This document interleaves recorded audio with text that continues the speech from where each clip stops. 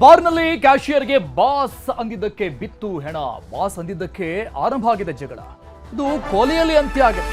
ಬೈದಿದ್ದಲ್ಲ ಮತ್ತೊಂದಲ್ಲ. ಬಾರ್ನಲ್ಲಿ ಇದ್ದಂತ ಕ್ಯಾಶಿಯರ್ಗೆ ಬಾಸ್ ಅಂತ ಕರೆದಿದ್ದಕ್ಕೆ ಅಲ್ಲಿಂದ ಶುರುವಾಯಿತು ಜಗಳ. ವಾಗ್ವಾದ ಶುರುವಾಗಿ ಆ ಜಗಳ ಕೊಲೆಯಲ್ಲಿ ಅಂತ್ಯ ಆಗಿದೆ. ಮಂಡ್ಯದ ಮದ್ದೂರಿನ ಹೊನ್ನಲಗಿರಿ ಗ್ರಾಮದಲ್ಲಿ ನಡೆದಂತಹ ಘಟನೆ ಇದು. ಗಲಾಟೆ ಬಳಿಕ ಸ್ನೇಹಿತರ ಜೊತೆ ಹೋಗ್ತಾ ಇದ್ದಾಗ ಹಿಂಬಾಲಿಸಿ ಹತ್ಯೆಯನ್ನ ಮಾಡಲಾಗಿದೆ. ಕೊಲೆ ಮಾಡಿದ್ದ ಚುಂಚಗಹಳ್ಳಿ ಗ್ರಾಮದ 29 ವರ್ಷದ ಸುನಿಲ್ ಮೃತ ದುರ್ದೈವಿ. ಮಾರಕಾಸ್ತ್ರಗಳಿಂದ ಯುವಕನನ್ನ ಕೊಚ್ಚಿ ಕೊಂದಿದ್ದಾರೆ ದುಷ್ಕರ್ಮಿ. ಬಾರ್ನಲ್ಲಿ ಗಲಾಟೆ ಆಗುತ್ತೆ. ಈ ಬಾಸ್ ಅಂತ ಕರೆದ ಮೇಲೆ ವಾಗ್ವಾದ ಆಗುತ್ತೆ. ಅದಾದ್ಮೇಲೆ ಅಲ್ಲಿಂದ ಹೋಗ್ತಾ ಇದ್ದಾಗ ಚೇಸ್ ಮಾಡ್ಕೊಂಡ್ ಬಂದು ಹೊಡೆದು ಹಾಕಿದ್ದ. ಕಳೆದ 6 ತಿಂಗಳ ಹಿಂದೆ ಪ್ರೀತಿಸಿ ಮದುವೆಯಾಗಿದ್ದ ಈ ಸುನಿಲ್ ಈಗ ಮೃತಪಟ್ಟಿರೋದು. ಅವನು ಶ್ರೀಕಂಠ ಮಗನಂತೆ ಕಣಪ್ಪ. ನಮ್ಮ ನಾದಿನಿ ಮಗನ ಕೊಲೆ ಮಾಡ್ಬಿಟ್ಟಾನೆ ಕಣಪ್ಪ. ಕತ್ನೆ ಕೂದ್ಬಿಟ್ಟಾನೆ. ಅವನ ಮನಾಳಾಗ 6 ತಿಂಗಳು ನೆಡ್ತಿ ಪ್ರೆಗ್ನೆಂಟ್ ಕಣಪ್ಪ. ಅವನಂತ ಜೀವ ಸಹಿತ ಮಾಡಬೇಡ್ದು ಕಣಪ್ಪ. ಅವನು ಮದ್ದೂರು ರಿಪೋರ್ಟ್ ಇಸ್ಕೊಬರಕ್ಕೆ ಹೋಗಿದ್ನ. ರಿಪೋರ್ಟ್ ಇಸ್ಕೊಬತ್ತಾರ ಏನೋ ಬಾರ್ಗೆ ಹೋಗಿದ್ರಂತ. ಬಾರಲ್ಲಿ ಏನೋ ಗಲಾಟೆ ಮಾಡ್ಕೊಂಡು ಬರ್ಬೇಕಾದ್ರೆ ರೋಡಲ್ಲಿ ಅಡ್ಡ ಹಾಕೊಂಡು ಕತ್ನೆ ಕೂದ್ಬಿಟ್ಟಾರೆ ಕಣಪ್ಪ. ಫ್ರೆಂಡ್ಸ್ ಜೊತೆ ಹೋಗಿದ್ರು ಕಣಪ್ಪ. ಫ್ರೆಂಡ್ಸ್ ಜೊತೆ ಹೋಗಿ ಹೆಂಗೆ ಮಾಡ್ಬಿಟ್ಟಿರೋದು ಕಣಪ್ಪ ಅವ್ರ ಮನಾಳಾಗೋರು. ಅವ್ನು ಬಾರಲ್ಲಿ ಬೆಂಗಳೂರಲ್ಲಿ ಬಾರಲ್ಲಿ ಇದ್ನ ಕಣಪ್ಪ. ಅವನು ಈಗ ಹಬ್ಬಕ್ಕೆ ಊರಿಗೆ ಬೈದ್ನ. ಊರಿಗೆ ಬಂದು ಎಡ್ತಿ ಪ್ರೆಗ್ನೆಂಟ್ ಅಲ್ವೇ ಸೀಮಂತ ಮಾಡಿ ಕಳಿಸ್ಬಿಟ್ಟು ಹೋಗಮ್ಮ ಅಂದ್ಬಿಟ್ಟು ಇಲ್ಲೇ ಇದ್ನ. ಎಲ್ಲ ನಮಗೇನು ಗೊತ್ತು, ಅವರೆಲ್ಲ ಪರಿಚಯ ಇಲ್ಲ. ಇವರು ಮುಳ್ಳಾಡ್ಕೊಂಡು ಅವನು ಮುಳ್ಳಾಡಿತಾನೆ. ಗೆ.ಸಿ.ಪಿ ಮಡಿಕ ಅಜ್ಜಳಿಯವರು ಮುಳ್ಳಾಡಿತಾರೆ. ಗೆ.ಸಿ.ಪಿ ಮಡಿಕೊಂಡವ್ರೆ. ಅವರು ಕೊಲೆ ಮಾಡಿರೋರು. ಹಿಂಗೆ ನಾವು ಏನೋ ಒಂದು 2 ಎಕ್ಳು ಮಡಿಕೊಂಡು ಇಟ್ಟು ಪಟ ಕೂಲಿಗೈಕ ಕಂಬ್ಳಗೈಕ ಉಣ್ತಿದ್ದ ಸರ್.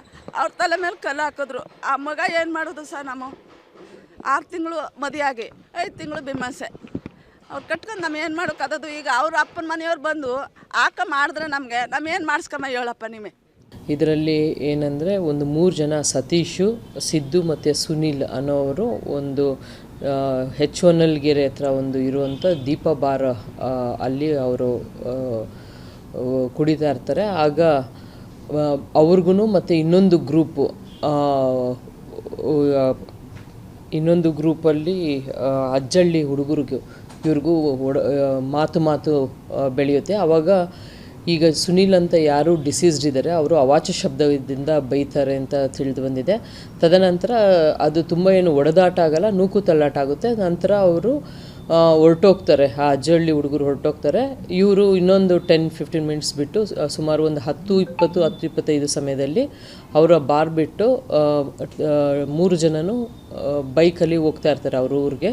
ಸುಮಾರು ಆ ಬಾರಿಂದ ಒಂದು 500-600 ಮೀಟರ್ ದೂರದಲ್ಲಿ ಅವರು ಬಂದು ಒಂದು ಕತ್ತು ಕುಯ್ದಿರ್ತಾರೆ ಅಂತ ಹೇಳ್ಬಿಟ್ಟು ತಿಳಿದು ಬರ್ತದೆ.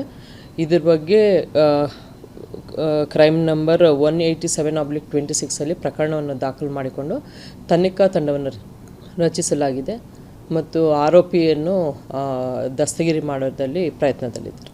ಸಣ್ಣದು ಇನ್ನಷ್ಟು ಡೀಟೇಲ್ಸ್ ಕೊಡ್ತಾರೆ ನಮ್ಮ ಪ್ರತಿನಿಧಿ ಸುನಿಲ್ ಸಂಪರ್ಕದಲ್ಲಿದ್ದಾರೆ. ಸುನಿಲ್ ಬೈದಿದ್ದಲ್ಲ, ಹೀಯಾಳಿಸಿ ಏನು ಮಾತಾಡಿದ್ದಲ್ಲ, ಕೇವಲ ಬಾಸ್ ಅಂದಿದ್ದಕ್ಕೆ ಗಲಾಟೆ ಆಗತ್ತೆ, ಆಮೇಲೆ ಕೊಲೆವರೆಗೂ ಹೋಗ್ತಾರಂದ್ರೆ ನಿಜಕ್ಕೂ ನಂಬೋಕೆ ಆಗ್ತಾ ಇಲ್ಲ. ಬಾಸ್ ಅಂದಿದ್ದಕ್ಕೆ ಈ ಪರಿ ಸಿಟ್ಟು ಬಂತ ಅಥವಾ ಬೇರೆ ಏನಾದ್ರೂ ಕಾರಣ ಇತ್ತಂತ? ಅರುಣ್, ಇಲ್ಲಿ ಬೇರೆ ಯಾವುದೇ ಕಾರಣ ಕಾಣ್ತಾ ಇಲ್ಲ. ಇಲ್ಲಿ ಮೇಲ್ನೋಟಕ್ಕೆ ಅಂದ್ರೆ ಪ್ರಮುಖವಾಗಿ ಅಲ್ಲಿ ಸ್ಥಳೀಯರು ಹೇಳೋ ಪ್ರಕಾರ ಬಾಸ್ ಅಂತಕ್ಕಂತ ಮಾತನ್ನ ವ್ಯಂಗ್ಯವಾಗಿ ಸುನಿಲ ಹೇಳ್ದ ಅನ್ನುವಂಥದ್ದು.